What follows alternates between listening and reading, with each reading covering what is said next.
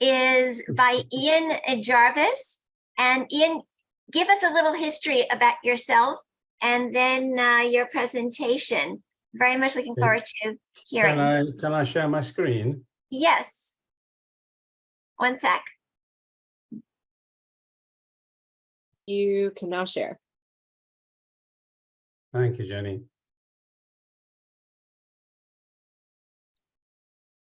Okay, I'll give you a little background whilst you're reading and digesting this important notice from Ericsson. Street cred, I do have a degree in computing science. Of course, with the grey beard, it goes back many years to 1976, but I hope I can still think in the same way, or at least a similar way. So I worked in IT for over 30 years, retired officially or semi-officially around about the turn of the century.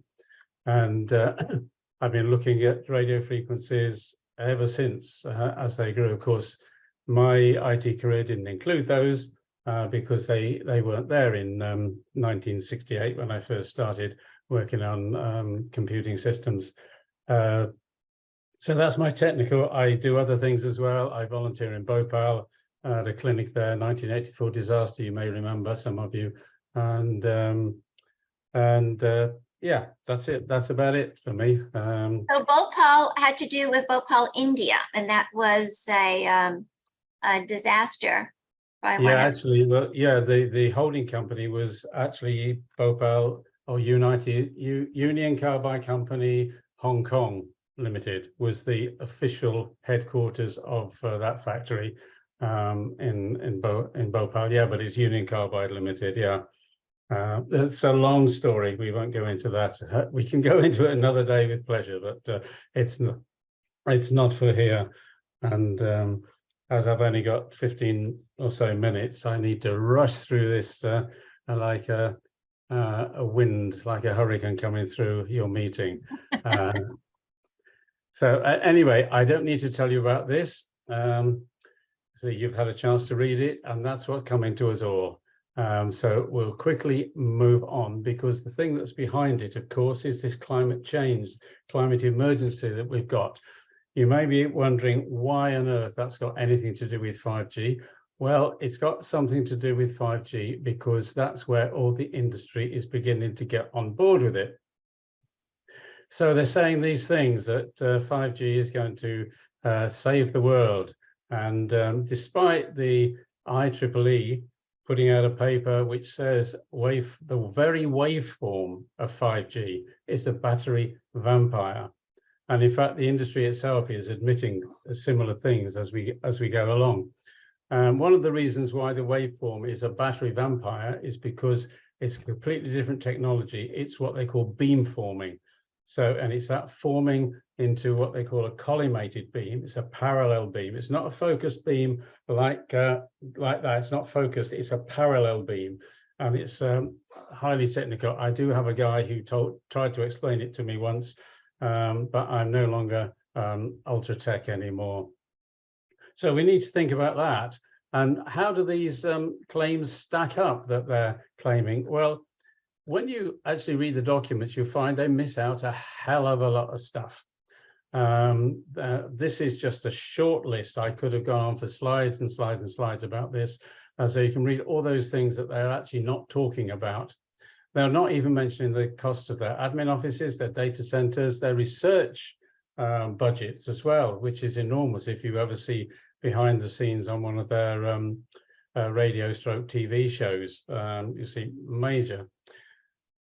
You might also like, in connection with that that last slide with about the IEE thing, the other thing that is a serious question about this greenness is that every 5G base station, we call them base stations now, that's all the cabinets and the masts sticking up in the air, they use about 3 times more electrical energy than a 4G one. And taking a UK home into the average UK home, that's approximately anything between 40 UK homes equivalent and 70 UK homes equivalent. Now, it may be fewer or homes in America because you've got very hot places, hotter than us, and places that are a lot colder than us. And of course, they turn off the air conditioning, as we know from, I think it was last year, there were some incidents with the utility companies turning off people's air conditioning, wasn't there? The other thing about that is the very wave itself will heat up the air. There's no argument about that.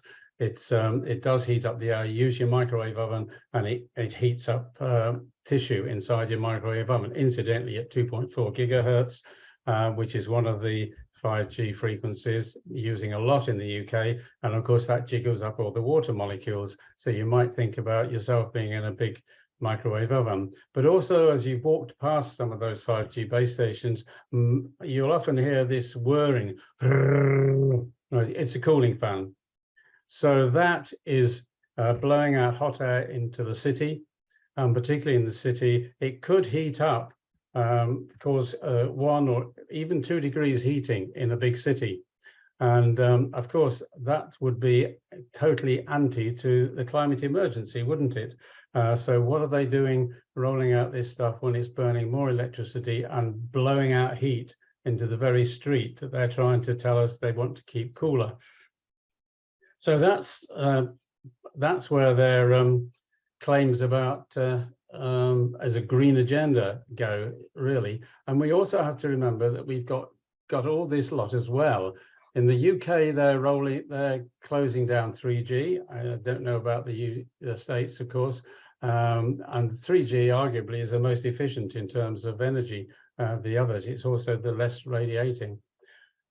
So it's a cumulative thing. The more masts we put out, the more devices people use, the more energy it uses. There's actually a relatively simple, we can get very complicated about all this, and Nicholas does sometimes, but making it very easy, this is the formula. This is all you need to worry about, all you need to think about. If you're not a mathematician, bit drives what? A bit is like a 0 or 1. It's at the bottom of the IT pile, if you like, in the computer terms. What is about the power?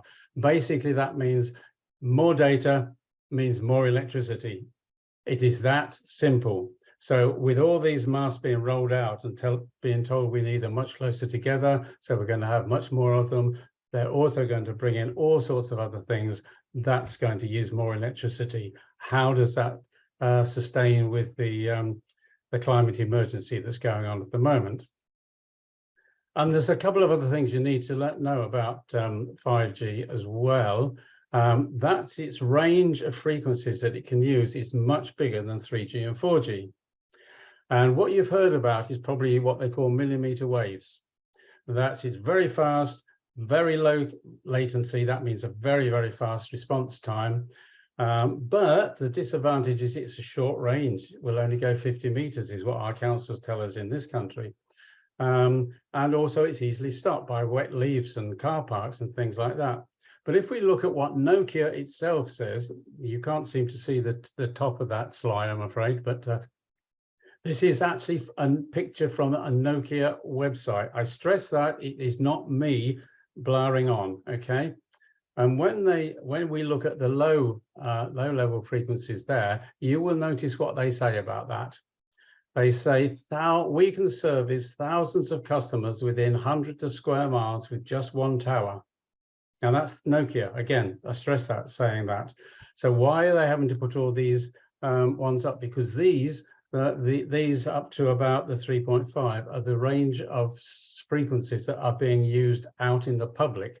And in the UK, in the public, we are not having the high bands at all yet, about 24 gigahertz. The range is supposed to be up to 300 gigahertz as a possibility. The only other one we know a lot about, apart from 2.4, is 60. 60 gigahertz does the same to the oxygen molecules that 2.4 does to the water molecules. So it is that's where you start losing people because they can't breathe very well. But you'll notice even with that, the millimeter waves that they're talking about, Nokia still says the range in some cases is less than a mile. Well, that means to me that in not some cases, i.e. all the others, it probably goes a mile or more than a mile. It is susceptible to interference, that's perfectly true. And it is very fast, very high capacity of data. All those things are true. But there's somebody that isn't quite telling the full truth. So that is really important that you remember that about 5G. It covers all those frequencies and it's very different at each of those frequency bands. I do deliberately put the URLs on my slides where necessary so that you can follow it up and just make sure that I am telling you the truth.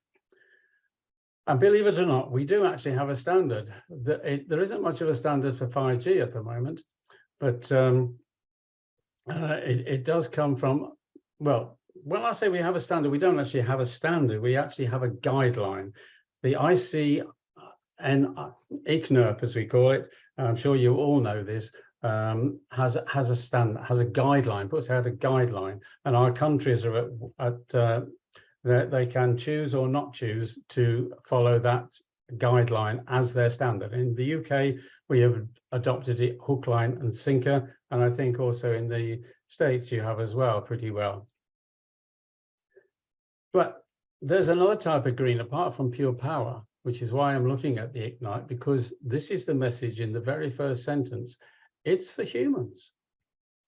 It doesn't even mention anything else. So where does that leave these? I could tell you the story on that. We don't have time today. What about this? And a mast was recently approved in the UK to go right by that ancient wood up there. So are we not caring about our environment at all? Because certainly ICNIRP guidance does not cover that.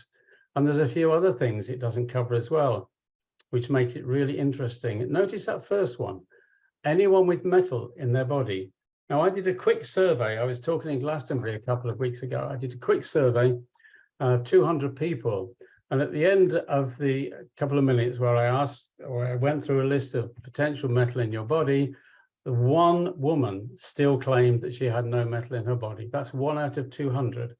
So almost everybody is going to have metal in their body. Even if you've had your amalgam fillings removed, you're still going to have mercury traces in your body. And radio frequencies, as we know, don't worry about the size, whether it's small or big. Anybody elderly with implants of any sort, you can think of many, many things of metal that in your body. We can go through it later if questions, if you like. And what is that going to do to our kids who are going to be sitting in their classrooms for 5 hours a day, 5 days a week, for 10 years? And a lot of children these days have those metal braces.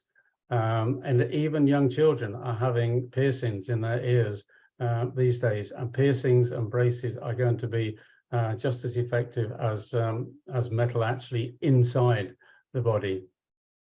And also metal on clothing is going to make a difference. So where will they be in 10 or 12 years time? We just don't know. But this is the bit I wanted to go on particularly, which is why I've been trying to dash through that lot. I don't know what the state of play of smart cities in the UK, in America is. We've got all this in this country, ultra low emission zones in London. They're calling it low traffic neighborhood. Here is the common term for all these things. They all mean the same thing, just by a different name. And we're going to have livable neighborhoods. I thought we had a fairly livable neighborhood, actually. I like to think so anyway. And what about absolute zero? Is that being marketed over in your country at all? Yes, it is really being considered absolute zero. I can't quite get my head around exactly what it means, but there's a 25 or 30 page report on absolute zero, which can be accessed by from the internet. Again, I can put the link in the chat later. And this, I'm sure some of you have probably on your holidays been to Bath. This is what Bath is looking like today. You can't drive down this. This is one of the main streets. You can't drive it because of the barrier. It's all about the climate emergency. And the barriers like this on the left, upper left there, are causing neighbors to fight with each other and argue with each other about whether they're any good or not. So that's Bath. This is Oxford, which is one of the first to go into the press, the 15-minute agenda, which you've heard about. And notice these two signs. This was at evening. This is a clip from a video. And you notice it's all about what you can't do. None of it is about what you can do. I was wondering with this rising bollard here, what happens if you're a delivery driver, you've delivered your goods and something goes wrong and you miss that 10 a.m. deadline? Would they let you out? Could they let you out? That's an interesting question of what that would raise. All sorts of questions are raised by this sort of agenda that we're getting. Because having looked at the climate emergency and the sustainability agenda, all our councils have to agree to a sustainability agenda. How can the two go together? Well, they can't. So it's not about that, is it? It's about artificial intelligence, virtual reality, digital everything, robots and so on. Aman Jabe uses the term here for default deny. You can't do it unless you prove you can do it or you're allowed to do it. Have you got a permit? What's the opposite of a permit? A fine. So that's all what it's about in this smart city. It's not about you and me. Digital wallet, love it. It's not about money. It's about all these things. I think I took this from a UN website, possibly a World Economic Forum website. I'm feeling it was the UN website though. And this is everything that's going to be in your digital wallet. It's not just about money. So be looking out for that because it's coming your way soon. And one of the areas I work in is in planning, trying to stopping those masks from going up. And recently, a few months ago, we found this. This is the telecom company, again, telecom company telling us about it. 5G works closely connected with the smart city agenda. So there's an agenda, is there? Is that the same as a conspiracy? Or maybe not, I don't know. And then they go on to tell us in the same company tells us this is basic technology. What we are seeing now is the basic technology, and it's going to smart region solutions. And the notice that if we don't have the 5G as the basic technology, they can't do it. Now that's useful information. And then of course they have to throw in climate emergency as well at the end. So those three sentences are all in the same applications coming through and many, many times. Every mast in the UK has to have some form of permission approval and put in planning permission. Again, I think that's something different in America. We can talk about it. And it's all about AI. Now, this is the AI. These next few slides are just from today, so I haven't had time to make them nice and smart, but that's what the UK's AI industry is. It's all about the economy building and money.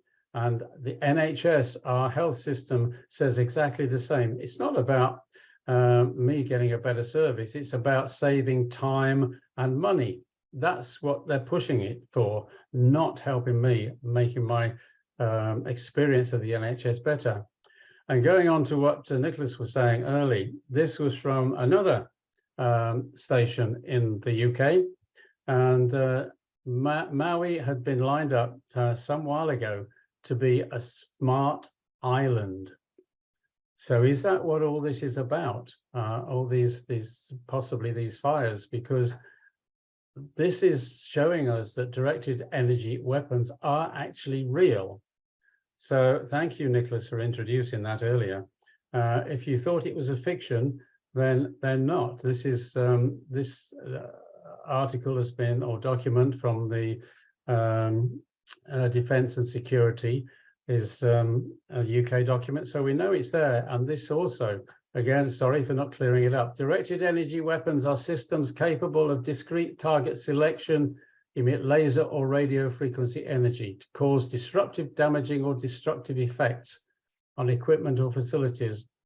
So if you thought that was a conspiracy theory, this is our Ministry of Defence in the UK putting out this information.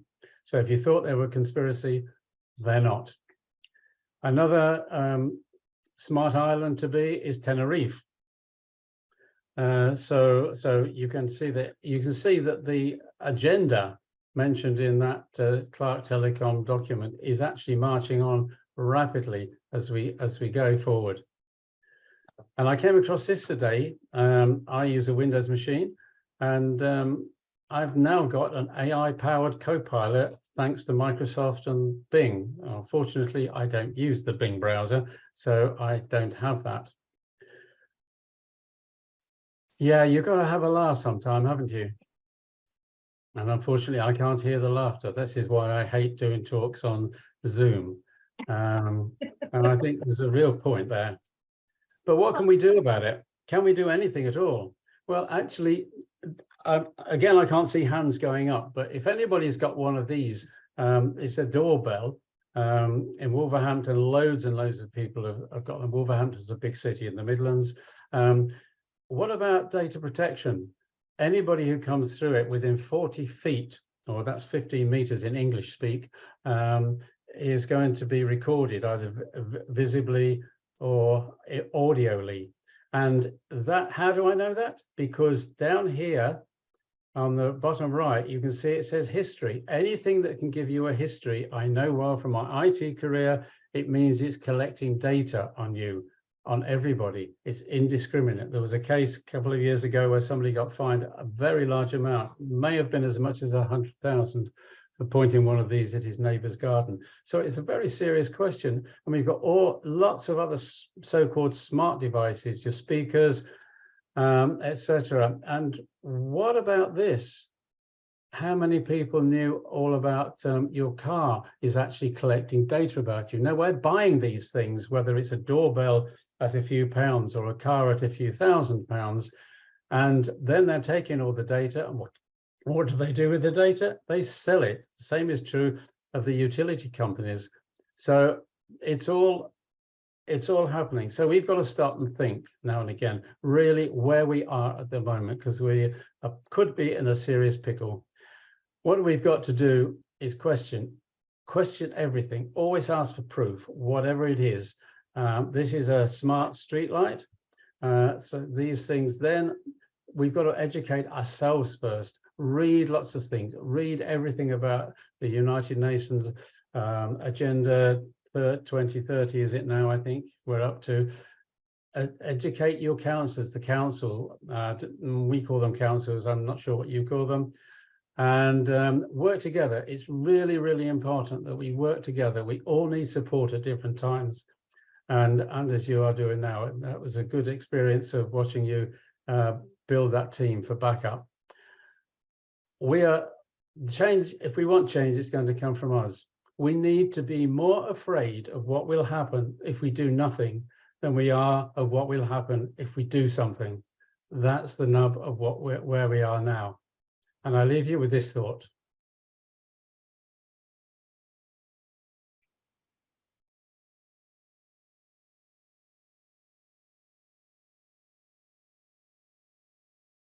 That was a bit of a sprint. Wow, that was an incredible presentation. Amazing. Bravo. Bravo. Everybody can unmute if you want to clap and whatever. Bravo, bravo. Make The Ian worst thing feel about the love. talking Zoom, you get no Let him- feedback. Let him feel the love. Okay. Very, So- very good. Ian, I have a question for you. Tracy. Yeah, what was that island that you showed that started with the T? Is that Spain? Tenerife. That's Tenerife. It's one of the islands just off the southwest coast of Spain. Because is that one on fire too? No, it is actually. Yes, I was watching. I clipped these as I was listening to a live program today, so I didn't get it all. There are fires in the center of that island. It's got an extinct volcano in the middle, and as I remember it, thank you for reminding me, Tracy. Yeah, they were talking about fires there. Yes. Because So I wanted to point out the one map that you showed of Maui. That is where the fire started. Yeah. I've been following so many people online that's reporting from the island, putting this all together. They had the big meeting for the smart cities in January.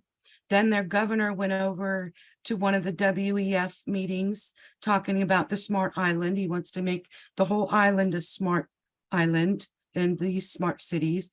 The people of the old historic town that we keep hearing so much about have been fighting development for at least 10 years. They passed ordinance to have no new buildings. And now the state's trying to take that land. But all of those fires in Maui were actually started back on August 4th, believe it or not. And there was a weather channel guy, someone, talking about the weather over there who pointed it out.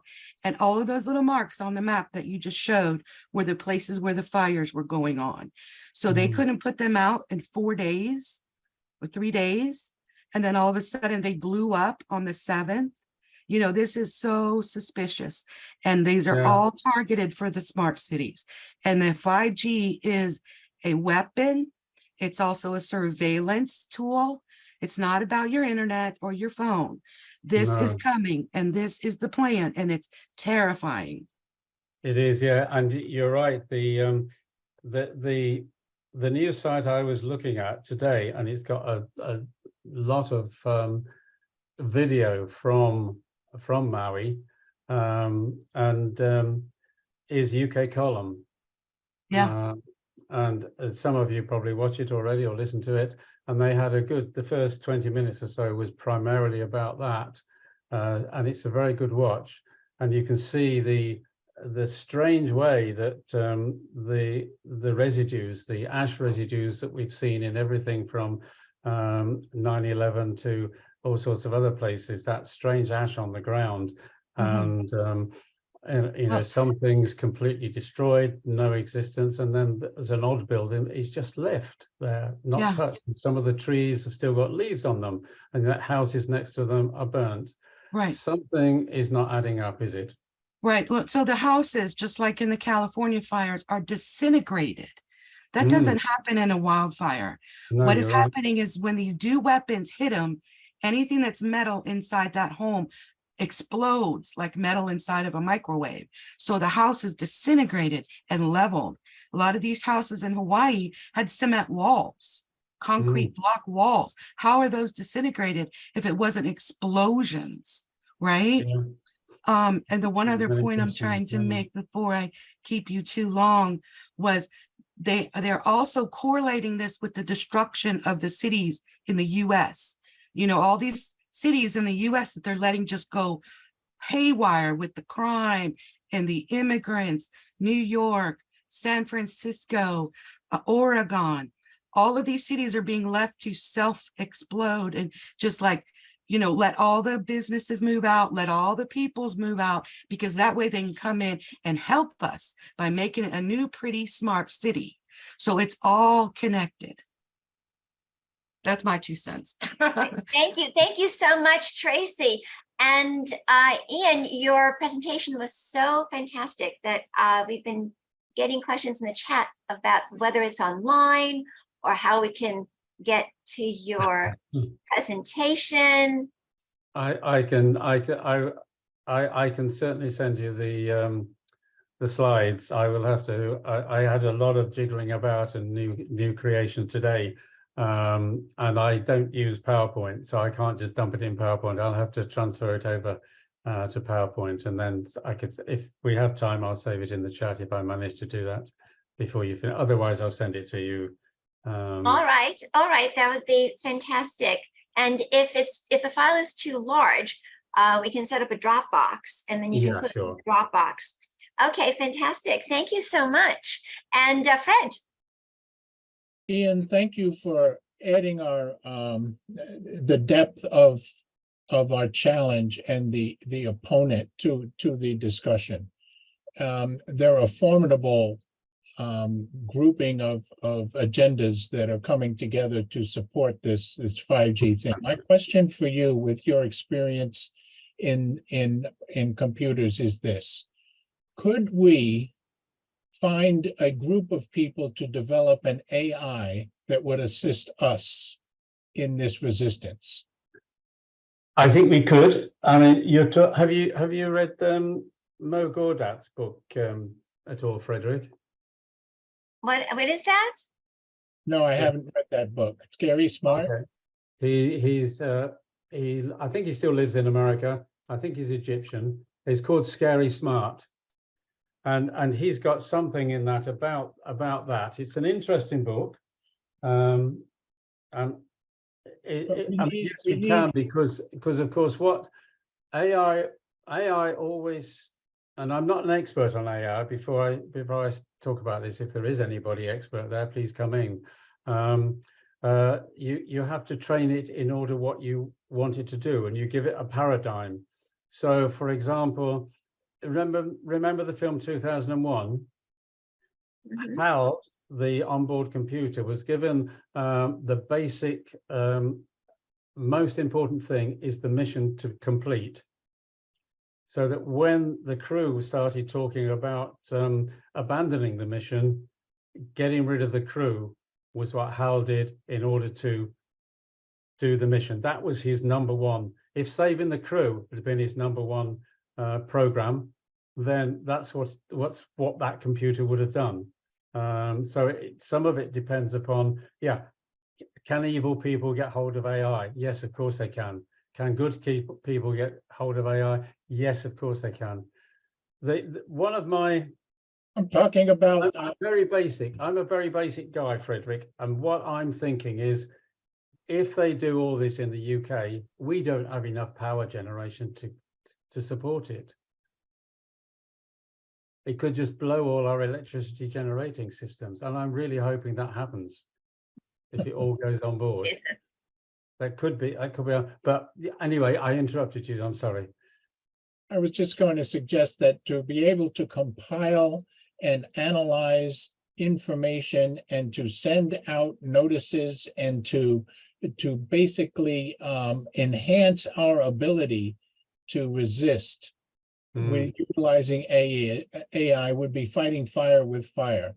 And I'm not talking about creating a Terminator, but you know, in certain ways we need to develop a very sophisticated mechanism for resisting this multifaceted, which you pointed out, and it goes even deeper than that. The monetary system they're trying to set up, the World Health System, it all depends on this rapid ability to use wireless and to transmit data. And so, but you know, I think that we might, if you could just think about that. I'll get this book, Scary Smart, but thinking about that, it warrants it's an idea. Fighting fire. Yeah. One of my other basic ideas as well, Frederick, is that it's collecting data from us. It's all our actions, whatever we do. We buy one of these smart doorbells, for example. All of our actions are being collected as data, which gives it the weapon that it needs in order to control us. If we act in a completely random, unexpected way, we could, there's a possibility that we can give it totally false information because of things that we do in this random. Humans are random. AI doesn't like that. Computers don't like that. Data collection doesn't like that. They like you to be predictable. That's why they have these loyalty cards in the supermarkets. You know, so we know what this person buys. You know, when I borrow my sister's loyalty card, I don't have one at all. But if I sometimes borrow my sister's, she lives about 11 miles away, and take that to the same supermarket and to throw out the data collection system, because I buy completely different things to my sister. Oh, that's hilarious. That's hilarious. So my Bloomingdale's loyalty card, I should is tracking me. Absolutely it is. You know, Bloomingdale's loyalty card. And it's being gathered on, put on a, you know, all of us in this meeting. And AI Thank you. connecting us all together and saying, well, okay, Ian's on there now, okay, and he's just spoken, and there's somebody else from the UK on there. Oh, it's that Martin chap as well, that Nicholas Martin. And so now how does he relate to Larry Ortega? And how is Larry related to all these other people? That's what AI, it's not just storing the data on a shelf. I know It's it's associating, it's trying to do the Absolutely. associations. So that's Yeah. interesting. Nancy, Thank you, Ian, for your great presentation. You're welcome. I would like the link to the IEEE statement of 5G waveform is a battery vampire. Do you have Yeah. that? Can you put that in the chat, or can you send? I do. I think it's on the slide. Oh, It no, was- it isn't on that it wasn't slide. on the I've slide. got it on. I apologize. I have it on another slide somewhere. Yes, I do have it. So, yeah. That's one I would really like to use. And Sydney has put in the chat that she would like to see the map of Maui's fires again. Can you put that slide up? Where they Okay. started? And actually, Janet, while you've got it up, Janet asked if you could get what the name of the publication you mentioned, or that mentioned directed energy is. Well, that one. Let's go to there's the map.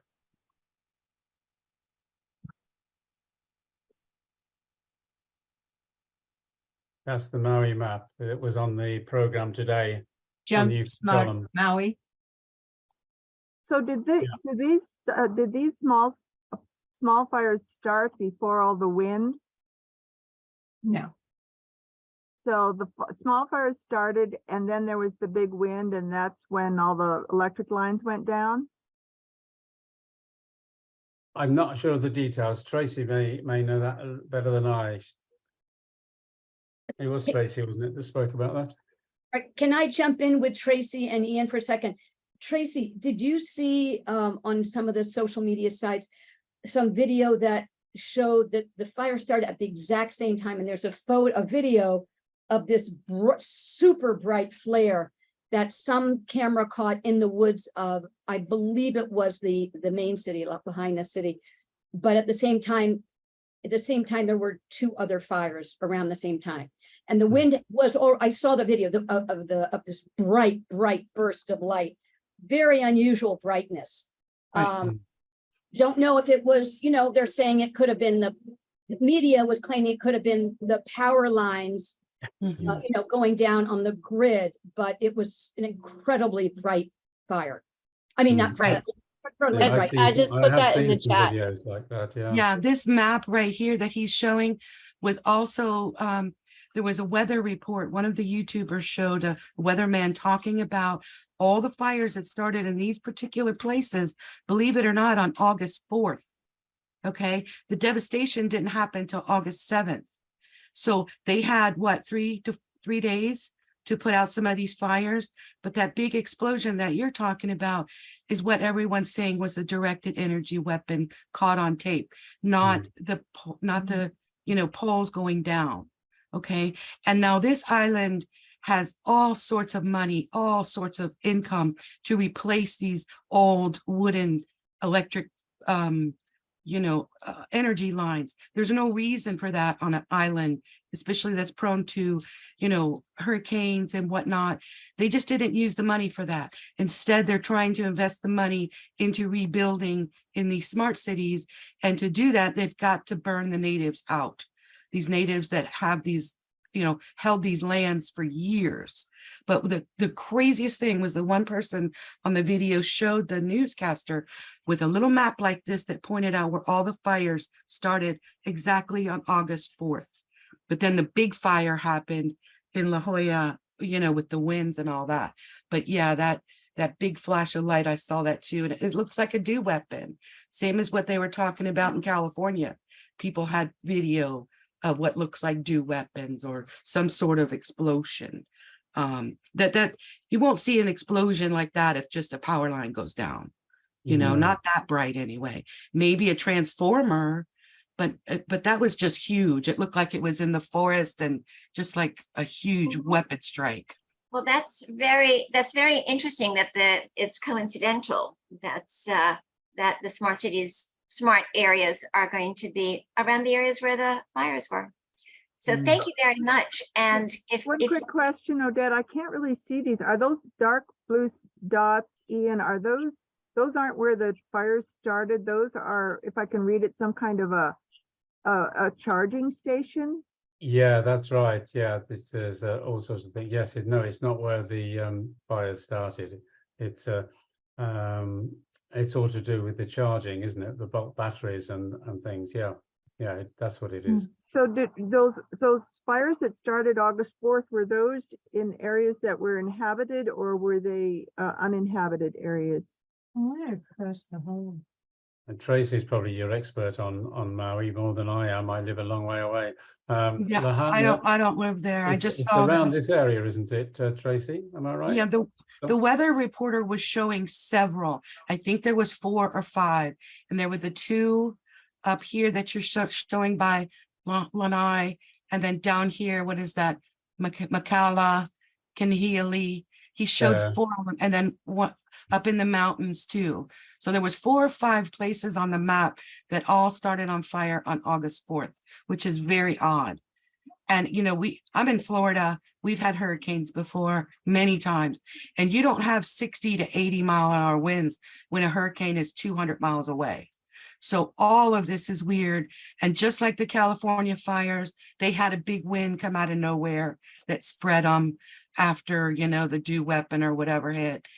And the houses just exploded, you know, and all the trees around them are burnt, but not gone. So for a house to explode, I mean, it's just very, very uncommon for a right, house to right, just blow away and disintegrate into pieces like they are. right, right. Well, thank you very much, Ian. This was really fantastic. And we look forward to getting your outline or your presentation so we can send it to everyone. As you can see, everyone is quite engaged. And I should be able to get links to those documents. I took those particular ones from a moving internet radio TV show. So they're very good about putting all their links on after this program. So I should be able to get hold of those later on for the person who asked for those. Yeah. Thank you, Ian.